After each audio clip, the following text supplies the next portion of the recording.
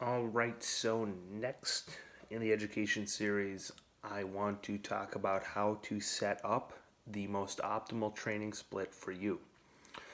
And it's going to be hard to actually give an individual recommendation. That's not really what this video is about, but I want to give you guys the thought process behind using different training splits at different portions of your journey and how you can use these to maximize progress long term. Um, Again, if you're looking for something that's completely laid out for you, again, that's going to be a coaching client one on one basis that's tailored specifically to your physique and to your needs. But again, this is going to be more general. Um, Again, take what you want from it, but I'm just trying to, again, maximize your potential when training and setting up the most intelligent split possible. So, of course, there's going to be many different factors to consider when putting together your training split. And number one is going to be your training experience. How long have you been training effectively? And I say effectively in the gym. I'm not saying I've been in the gym for 20 years. But if you've been in the gym for 20 years and training wrong for 20 years, guess what? Your training age is 0. And you're a beginner. If someone comes to me and that's the case, I will tell them they're a beginner and I will treat them like a beginner. Not to insult them in any way, but knowing that they can still maximize progress from doing the basic elements right. If they've done things wrong for so long, they can still maximize their potential by doing a little bit and mastering the basics. Whereas someone who let's say they come to me with 20 years of training experience and they have been training meticulously for 20 years, that's a completely different story. Then their training age is 20.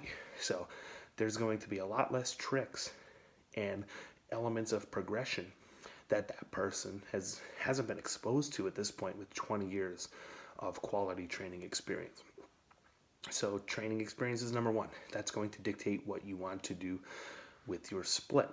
So with training experience in mind, the first thing I will recommend, especially for absolute beginners, is going to be a full body training split. Now, this is something that I haven't done, and I'll be dead honest. When I started in high school training, I probably did the complete opposite of the spectrum.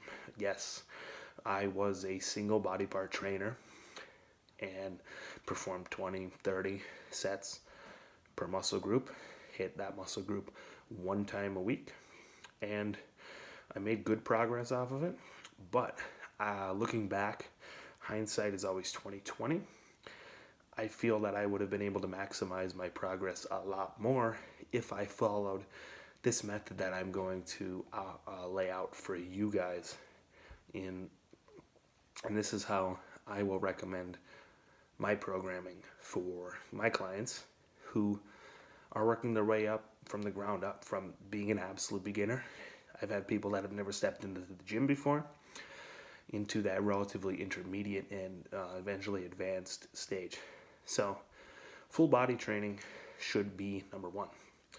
Not a lot of people like to do it because it is hard.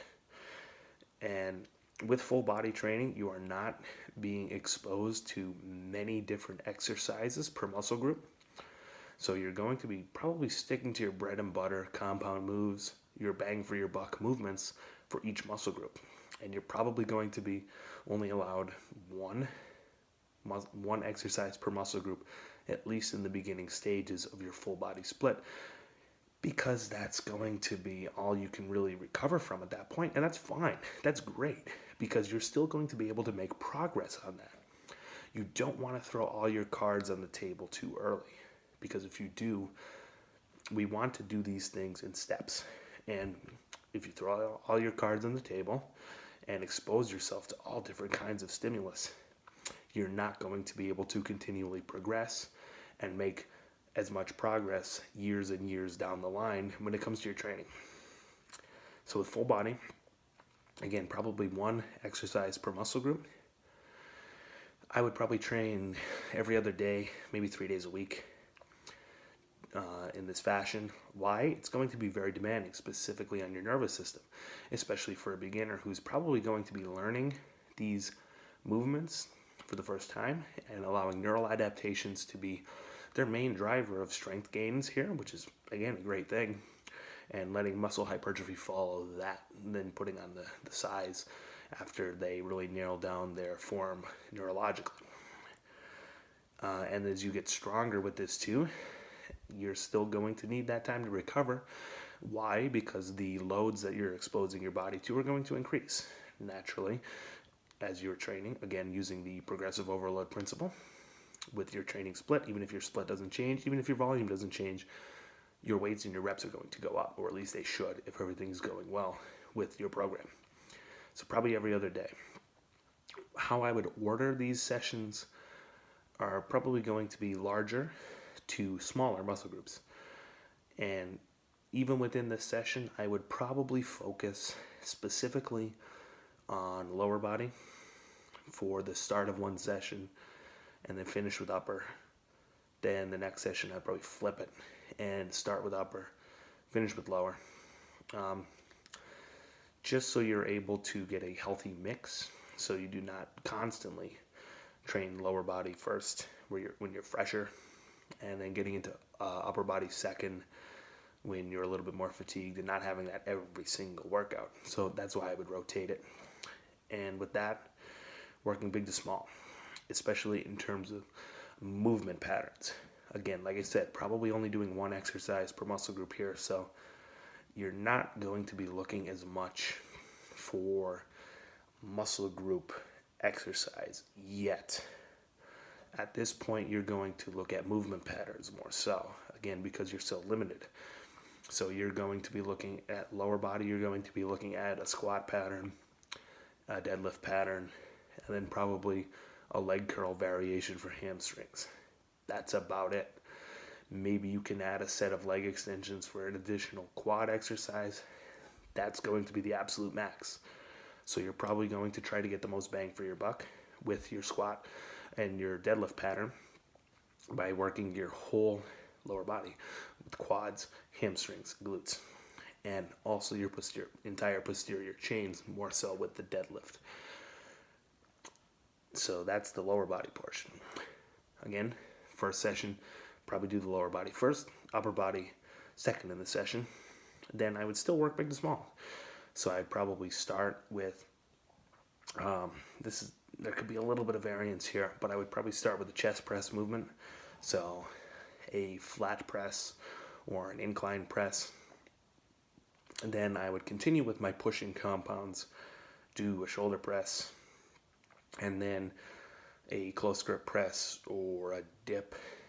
And then going into my pulling movements, I would do one exercise that focuses on back width. So more than likely a wide overhand grip rowing motion. And then after that, a width exercise. So lats, keeping the elbows close to the body and driving them down toward your hips in that movement. And then a bicep isolation to finish. That's pretty much it. And like I said, you're probably going to have one set for each of those exercises, or at least at the start. And then you'll be able to gauge your recovery from there, see how well you are recovering, and then possibly add some volume where you need it. This is where looking at and assessing your progress with your strength and how well you're recovering across the board within certain areas is going to be vital. And your coach will also, if you do have one, will be able to assess this as well. So like I said, I would probably flip as you get to that. So let's say we train that full body on a Monday. Next full body is going to be Wednesday. Flip it. Upper first, same principle that I just said. Then do lower second in the session, and then keep flip-flopping. So then for you to have Friday, then a Sunday, then a Tuesday, then a Thursday, and just keep running through.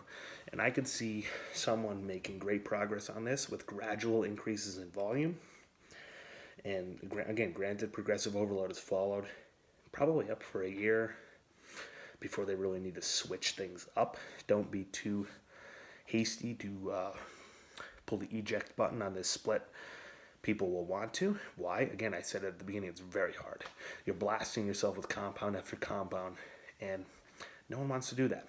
But if you can look at yourself and say, this is going to be the best way for me to progress right now, and all I really need to do is put all of my effort into one given set per muscle group, should be enough to really carry you through.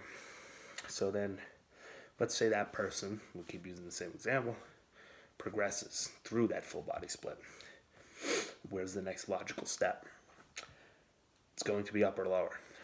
So now you're able to introduce a little bit more exercise variety for the upper lower split as opposed to doing your entire body in one day.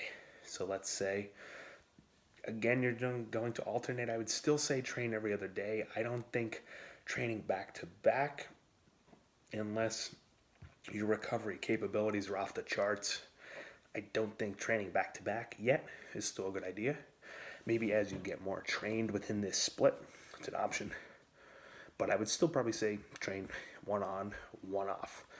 So Monday upper, Tuesday off, Wednesday lower, Thursday off, and then back to an upper on Friday. So if we're looking at the upper, I would probably keep the same layout.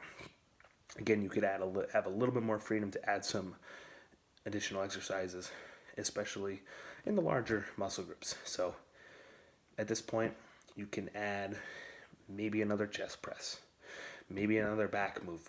You could start to really assess your physique at this point and say, well, where do I need to add to these areas?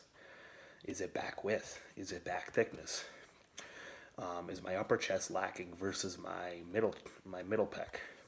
And these are going to really dictate your exercise selection and how much volume you allocate to those areas. At this point, you can start to add a little bit more of isolated arm work. I know in the full body, I mentioned a tricep compound, and that's it.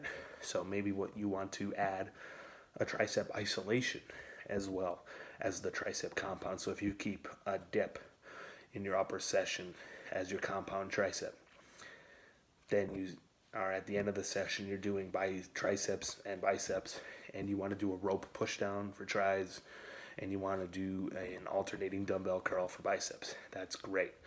Gives you an additional bit of arm volume if arms are going to develop as a weak point for you. Again, this is all individual.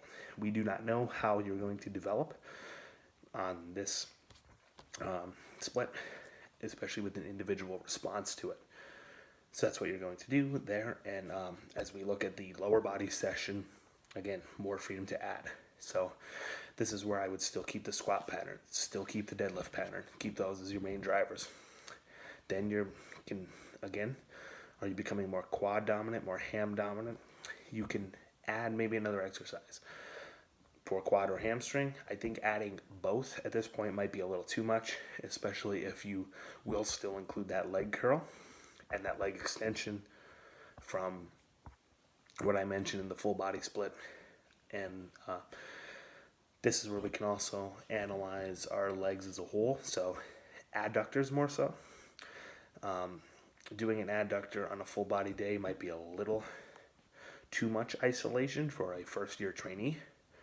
Now you can look at your legs and see if you're developing a very strong thigh gap.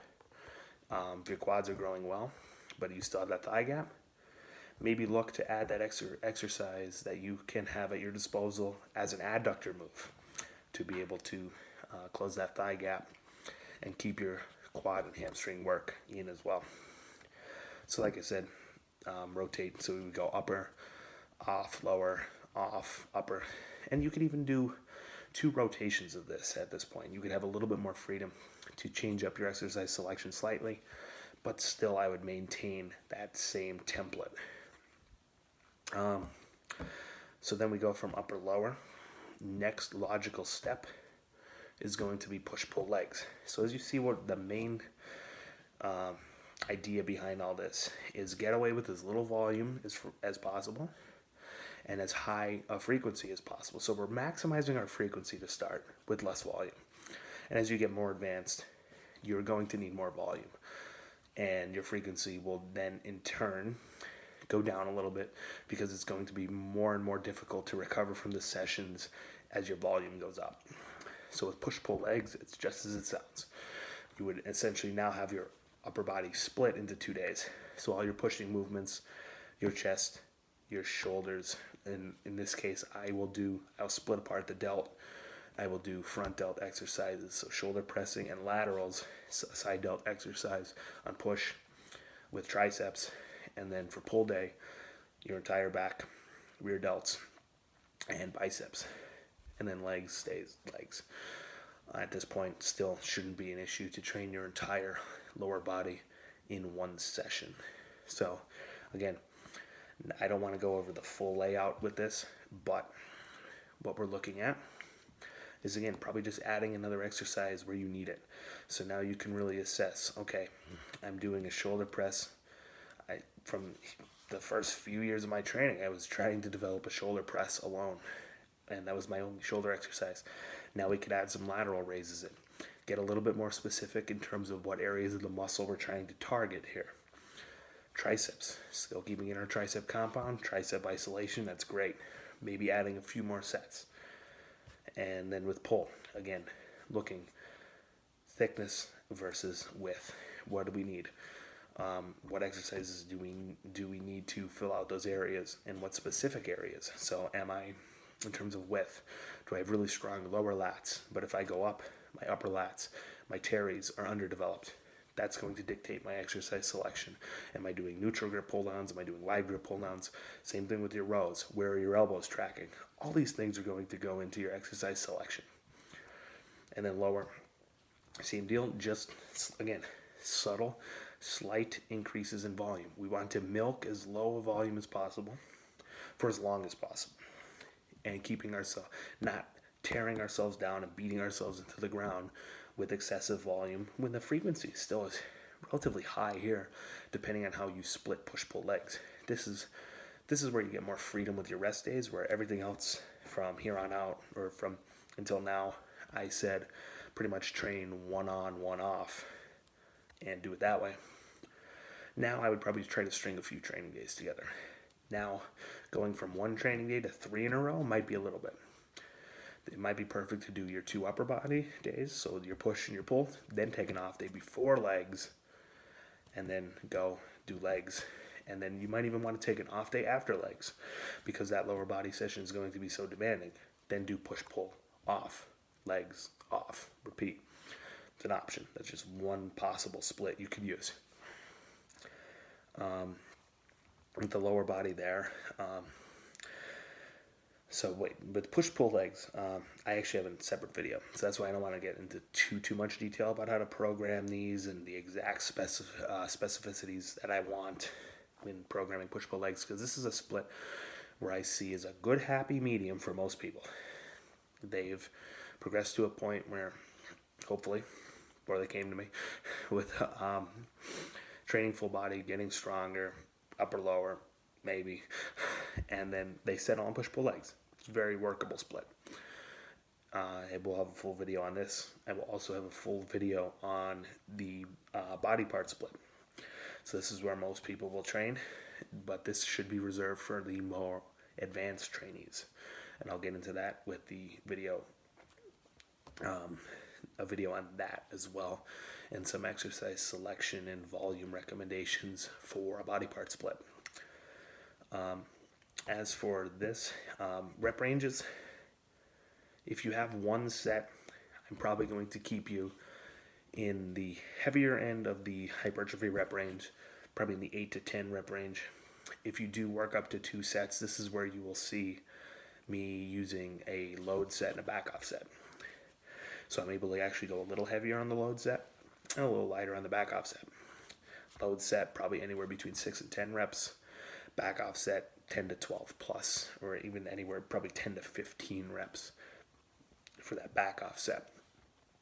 So again, if you're only really allowed one set, I would say keep it 8 to 10. Very happy medium there. Made a lot of progress in that rep range alone. And then if you do get to the 2 set volume, 6 to 10 reps for the load set, 10 to 15 reps for the back off. Again, work it out. if you need to train with heavier days and lighter days, so if you need to periodize yourself that way, and you're giving your system a beating on full body or upper lower, perfectly reasonable. So then, in that case, if you wanted to do full body heavy Monday, full body light Wednesday, full body heavy Friday, full body light Sunday, repeat, works. Same thing with upper lower. You get the idea there. If anyone has any questions about specifics that I may have left out, leave them in the comments. I will try my best to get to them. If there's a lot, I may even be able to do another Q&A type video with the training split, because I know it's a very loaded topic. And a lot of people do have questions about trying to find the most optimal training split for them.